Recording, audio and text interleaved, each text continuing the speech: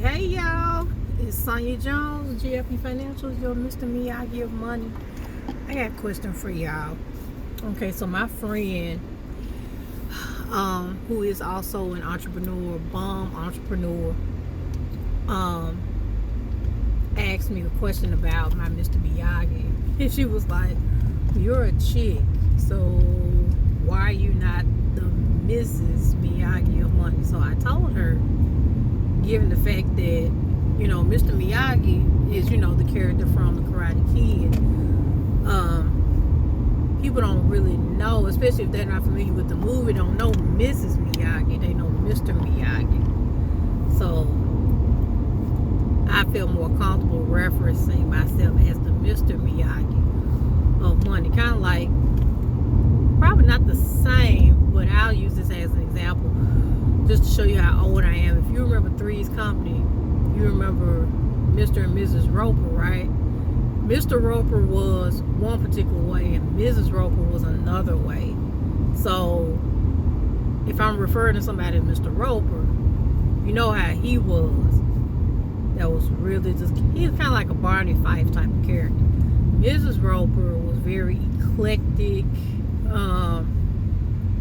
kind of took care of the situation. She kind of gave you Tabitha Brown vibes in the sense as far as how she dressed and stuff like that. So I was trying to, explain it to her like that. So it's not like a, I don't know, female empowerment type thing. I don't know if that's probably the PC term to use. But I would love to get you guys' opinion. Should I keep it as the Mr. Miyagi of money? Or should I say the Mrs. Miyagi of money or the Miss Miyagi of money?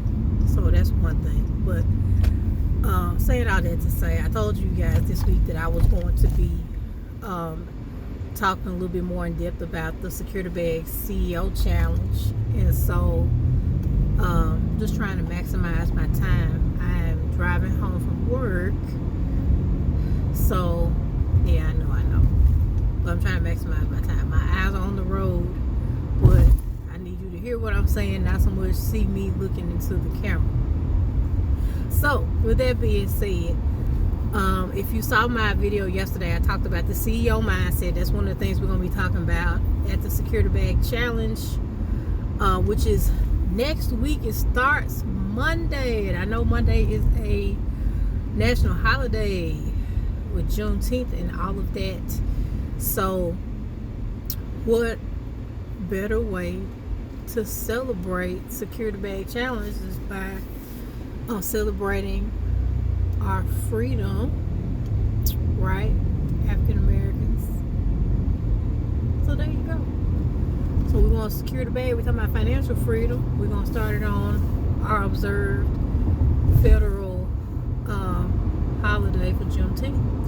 So I wanted to talk about one of the other things.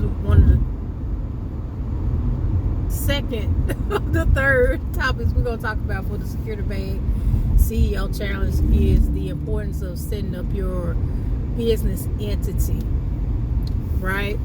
Your business structure is critical for you securing your bag.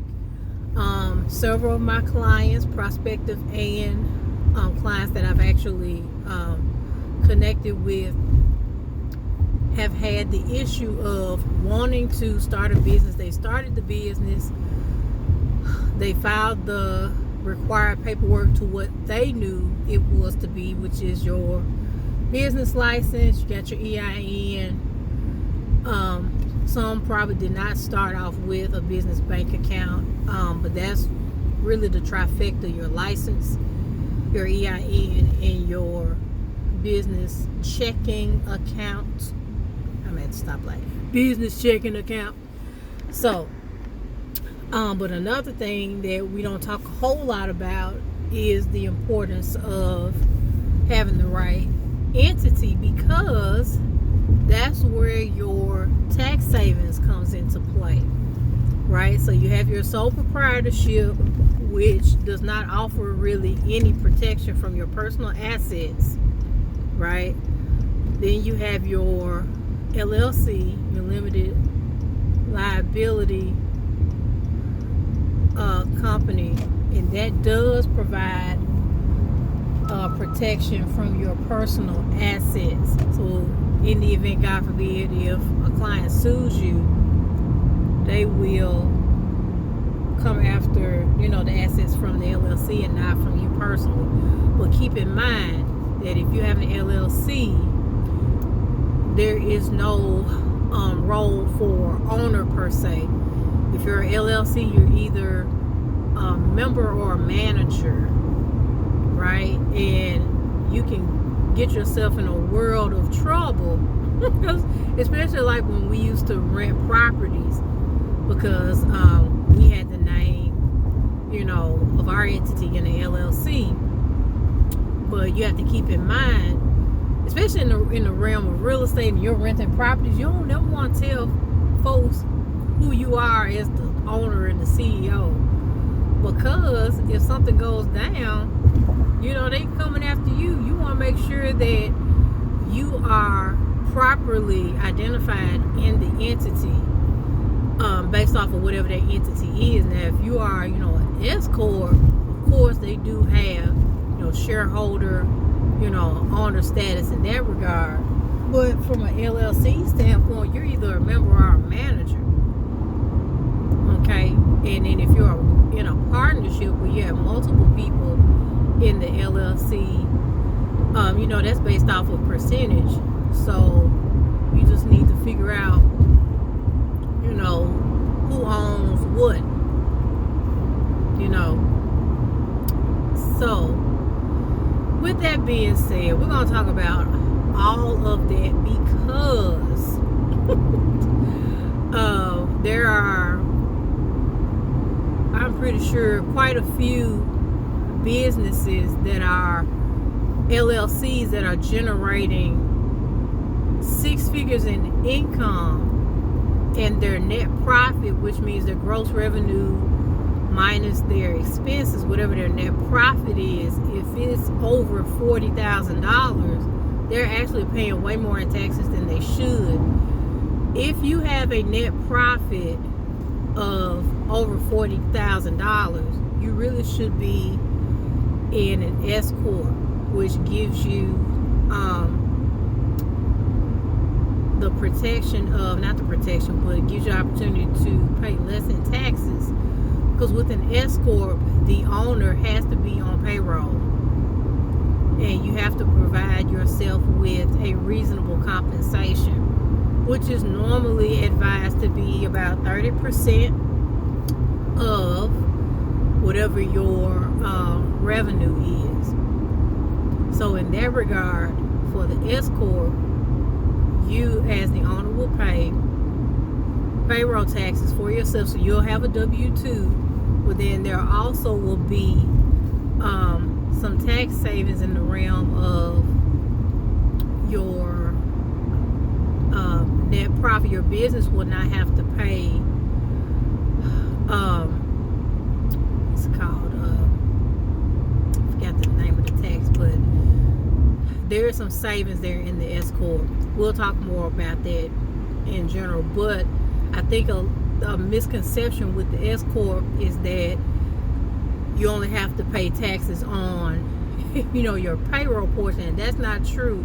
You still have an obligation to pay the net profit in your S corp as well. So yeah, there is quite a bit of miscommunication when it comes to those entities. So we're going to dig into that with Tunstall, who is our tax preparer and business entity strategist for GIP Financials. That's one of our most valuable, if not the most valuable partnership that we have. And just as a CEO, from one CEO to another, you got to make sure that you're meeting the needs of your clients by linking up with knowledgeable partners. You got to do it. You got to do it. And just talking again about the consultations that I would have, a lot of my prospective clients will ask, do I do taxes? And can I help them with funding?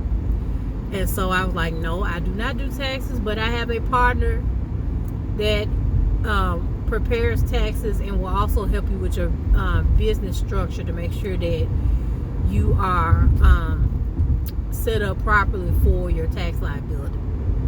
So that's why we thank God every day for Brother Tunstall and G1 Business Group. Shout out to the man with the master plan. So we're going to be talking about business entity structuring and the necessary things that you need as a CEO.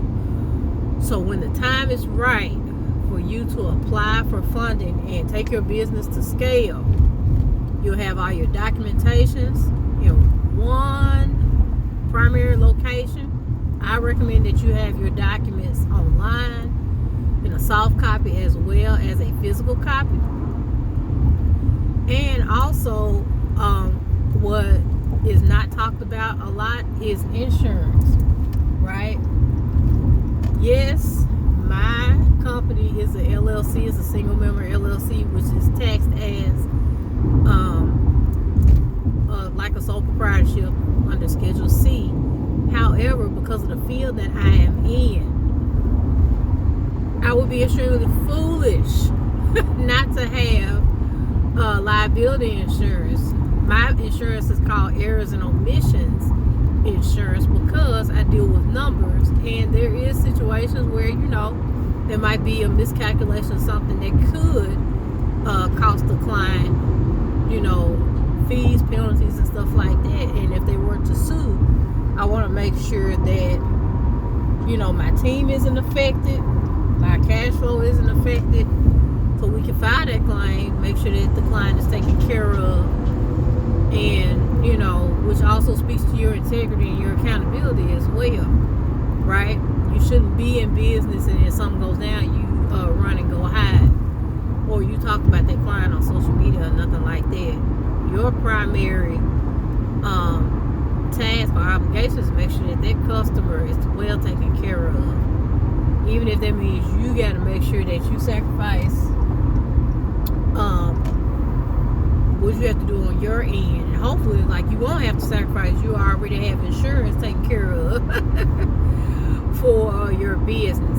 So we're going to talk about all that stuff on, I'm not sure which day we're going to do it on, but let's just hypothetically say day 2 of the Secure the Bag CEO Challenge. Because remember, the purpose of the challenge is to make sure that you are in a position, remember GIP, get in position to increase your profits in 30 days. And lo and behold, what a great day that will be if you realize, hey, I'm going to look at my 2021 or my 2020 taxes, and I see that there's a possibility that I could possibly, that I overpaid the taxes.